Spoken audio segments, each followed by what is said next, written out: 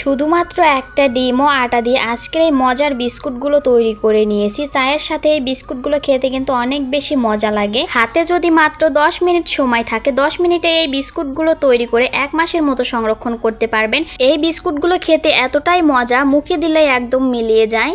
Biscuit তৈরি করার জন্য প্রথমে একটা বাটিতে আমি একটা ডিম ভেঙে নিয়েছি। এরপর দিয়ে দিব হাফ কাপ চিনি। হাফ কাপ চিনিতেই কিন্তু পারফেক্ট মিষ্টি হয়, তবে কেউ চাইলে চিনিটা বাড়িয়ে কমিয়ে দিতে পারেন। এরপর দিয়েছি হাফ চামচ লবণ।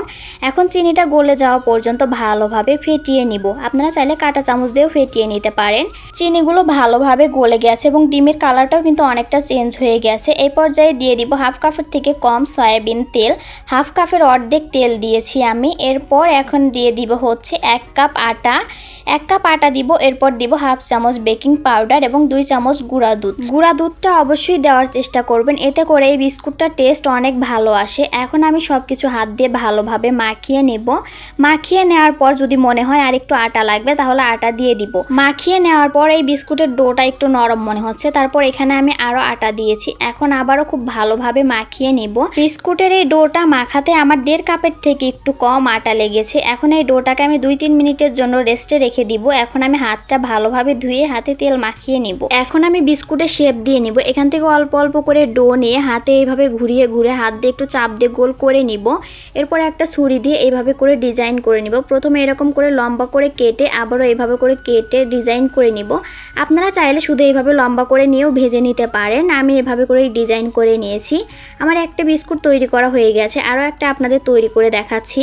কেউ চাইলে এভাবে ডিজাইনও করে নিতে পারেন, আবার কেউ চাইলে এরকম গোল করেও তেলে ভেজে নিতে পারেন। বিস্কুটগুলো এভাবে তৈরি করে বেশি সময় রেখে দেওয়া যাবে না, এতে করে বিস্কুটের ডিজাইনটা কিন্তু নষ্ট হয়ে যেতে পারে। তাড়াতাড়ি করে বিস্কুটগুলো ভেজে নিতে হবে।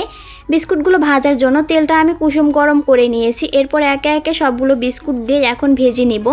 দেখুন তেলে দেওয়ার পরে কিন্তু বিস্কুটটা অনেক বেশি ফুলে উঠেছে এবং এক সাইডে একটু কালার হয়ে গেছে।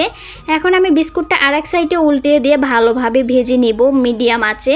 বিস্কুটগুলো ভাজতে কিন্তু বেশি সময় লাগে না, অল্প সময়ের মধ্যে বিস্কুটগুলো ভাজা হয়ে যায়। আমার বিস্কুটগুলো ভাজা হয়ে গেছে, দেখুন কালারটা কত সুন্দর হয়েছে। এখন আমি বিস্কুটগুলো তেল ঝরিয়ে তুলে নিব। এই বিস্কুটগুলো গরম থাকা অবস্থায় কিন্তু একটু নরম থাকে, এতে করে ভয় পাওয়ার কিছুই নেই। বিস্কুটগুলো যখন ঠান্ডা হয়ে যাবে ধীরে ধীরে বিস্কুটগুলো উপরটা শক্ত হয়ে যায়।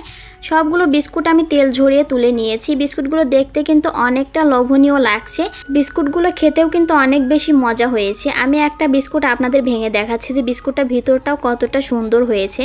চায়ের সাথে এই বিস্কুটগুলো খেতে কিন্তু দারুণ লাগে, এছাড়া এমনিতেও খেতে অনেক বেশি মজা। আমার হাজব্যান্ড এবং মেয়ে দুজনেই তো অনেক বেশি পছন্দ করেছে। এছাড়া এই বিস্কুটগুলো একবার তৈরি করে সারা মাস সংরক্ষণ করতে পারবেন। বাসায় যদি একটা ডিম এবং আটা থাকে তাহলে মাত্র 10 মিনিটে এই বিস্কুটগুলো তৈরি করে সারা মাসের জন্য সংরক্ষণ করতে পারবেন। আমার আজকের এই বিস্কুটের রেসিপিটা আপনাদের কাছে কেমন লেগেছে অবশ্যই কমেন্ট করে জানাবেন। আর রেসিপিটি ভালো লাগলে ভিডিওটিতে লাইক, কমেন্ট, শেয়ার করে দিবেন।